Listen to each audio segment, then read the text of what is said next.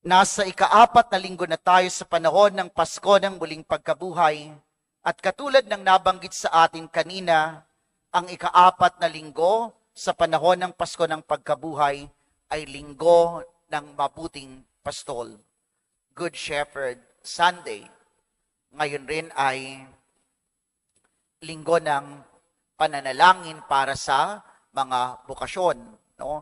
Bokasyon sa pagpapari, pagmamadre, buhay reliyoso, buhay reliyosa. Kaalinsabay din ngayong linggong ito ay ang paglulunsad ng programa ng ating diocese, ang Simba Aralan. No? Yung mga bata na may edad 7 hanggang 12, no? Buwan ng Mayo ay magkakaroon ng pag-aaral. No, pag-aaral, pagdarasal, paglalaro, no? Pero hindi lang laro as in laro, but merong natututunan sa bawat activities na ginagawa. Good Shepherd Sunday, sino ba sa atin ang ayaw ng isang mabuting pastol? Siguro wala naman sa atin nang aayaw sa isang mabuting pastol. No? At siguro ang wish o panalangin ng marami sa atin that God would give us a shepherd that is good, isang mabuting pastol. Pero kung merong pastol na mabuti, yun ay walang iba kundi si Jesus. Si Jesus ang mabuting pastol. Yun nga lang, ano yung problema? Bagamat sinasabi natin, we want to have a good shepherd in our midst.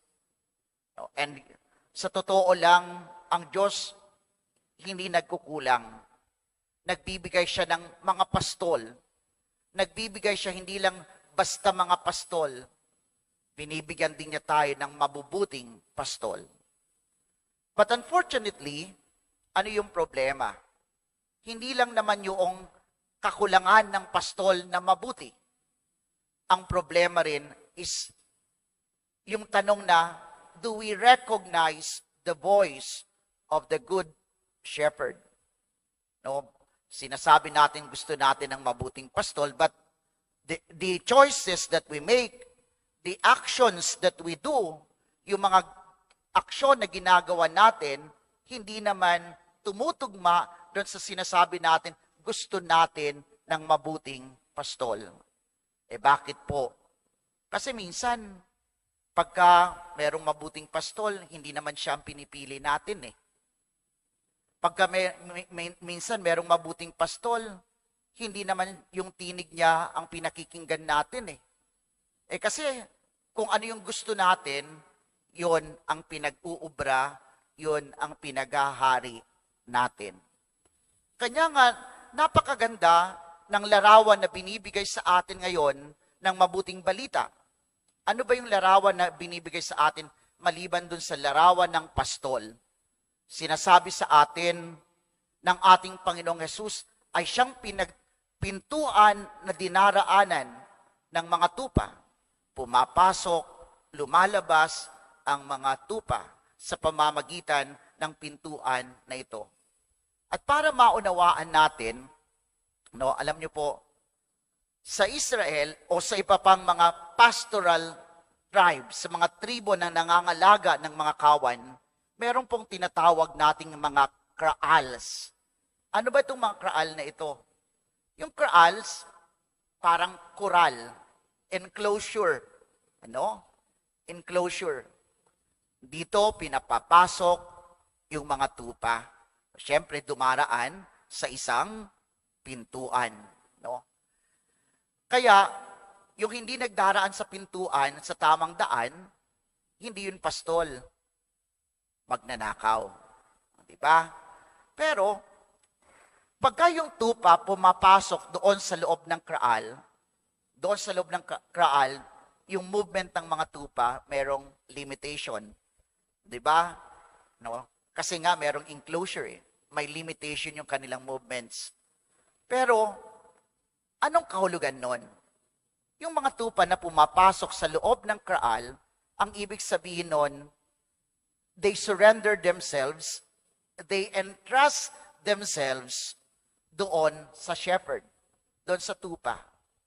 At ito'y nagpapakita ng sense of belonging. Ako ay pag-aari ng shepherd na ito. I belong to the shepherd. At anong kapalit ng pagtitiwala na yon? Anong kapalit ng pagsuko na yon?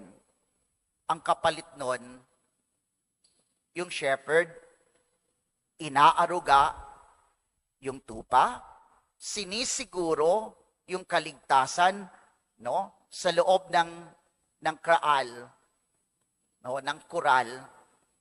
The sheep are protected.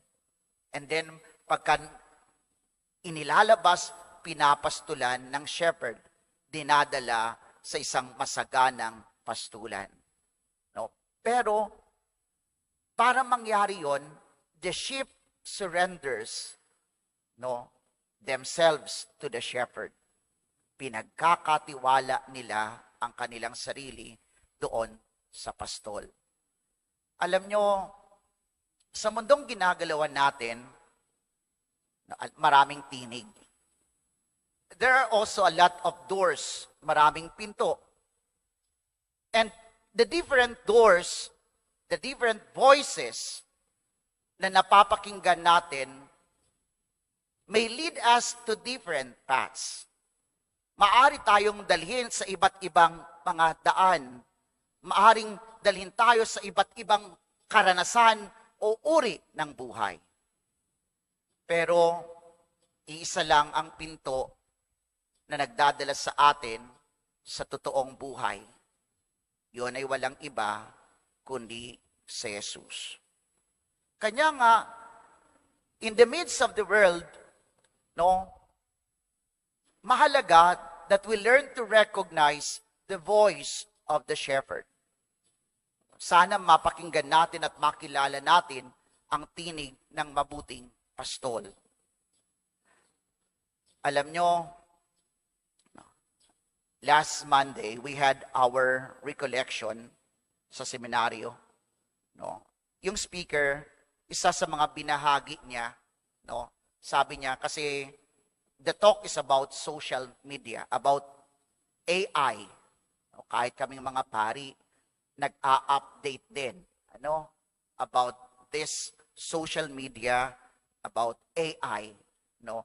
How can this social media, how can this AI be beneficial to our ministry as shepherds?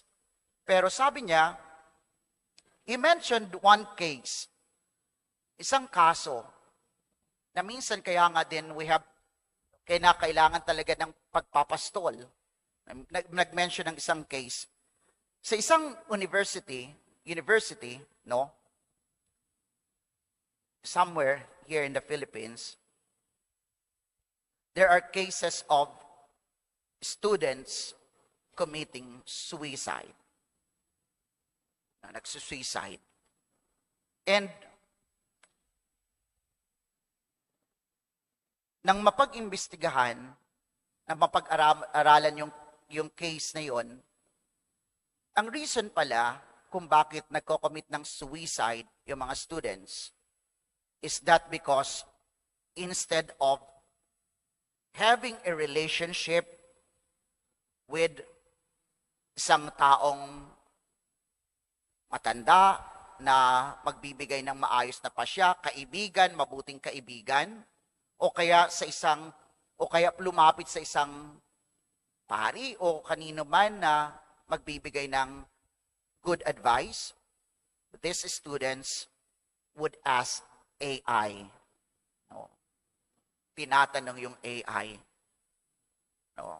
And siyempre, maglalagay, sabi nila, ganito ang nangyayari sa buhay ko, parang hindi ko na feel, no? Parang walang saysay. Anong sagot ni AI? Kung walang saysay, kunin mo na ang buhay mo. Sometimes, ito nga, Technology can be beneficial. But sometimes, kinakailangan pa rin ang totoong mga pastol, totoong shepherd na gagabay. Kasi kung wala, kung iba ang pakikinggan na tinig, at kung hindi natin makikilala ang tinig ng mabuting pastol in the midst of the world, na maraming tinig na gustong mapakinggan, saan tayo pupulutin? Kanya nga, sabi ko, yes, we want to have a good shepherd in our midst. Pero ang tanong dito, do we want to belong to the flock na pinagpapastulan ng isang mabuting pastol? Are we willing to entrust ourselves? Gusto ba nating pumasok doon sa pintuan na yon? Kaya, paano ba natin marerecognize yung tinig ng mabuting pastol in our midst? Alam nyo, marerecognize natin ang tinig ng mabuting pastol. It is to recognize the voice of the shepherd is to enter into a relationship. To enter into a relationship. To enter into a relationship with Jesus. Pero paano ba lumalalim ang relasyon at ugnayan natin kay Jesus? Paano? Alam niyo po, diba, sabi sa atin, pagka nagko-communicate tayo, lumalalim yung ugnayan. One of the slogans ng isang telecommunication, sabi doon, yung communication bridges relationship. Sa madaling sabi, the more that we communicate, the more na nakikipagtalastasan tayo, nakikipag-usap tayo, lumalalim ang ugnayan. Di ba totoo? Sino dito yung may mga karelasyon? Kahit minsan yung illicit na relationship. Sabi nyo, ayaw nyo na, titigilan nyo na. Pero hindi naman ine-erase o dinidelete yung contact number. Di ba? Kaya pagka nalungkot, magme-message. Ayan na naman, balik na naman sa dati. Di ba? Kasi communication bridges relationship. Kaya, lumalalim din ang ugnayan natin kay Jesus through communication. And how do we communicate with Jesus? Prayer. Panalangin. Kaya mahalaga na nagdarasal tayo, nagbababad tayo. Saan ba tayo babad? Madalas magbabad. Ayan, dyan tayo. Kaya ibang tinig ang napapakinggan natin kasi sa iba tayo nagbababad.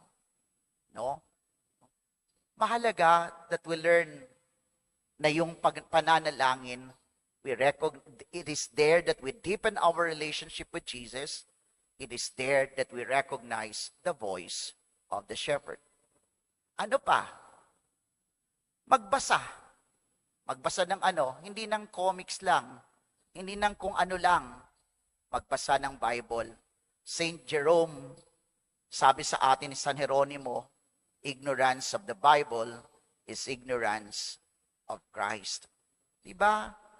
So we learn Jesus, we learn about Jesus. We come to know about Jesus when we read the sacred scriptures. Magsimba, kasi sa loob ng misa, pinakikilala si Jesus, hindi lamang sa salita, pati na sa Eucharistia. Ano pa? Alam nyo, ang tinig ng mabuting pastol, kung nare-recognize natin, ang tinig po ng mabuting pastol, hindi yung pa-cute na tinig. Hindi yung mambobolang tinig. Tandaan nyo, ang mabuting pastol, si Jesus, sinasabi kung ano ang totoo. Even though sometimes it is difficult, it is hard for us. Minsan mabibigat yung katotohanan na sinasabi niya.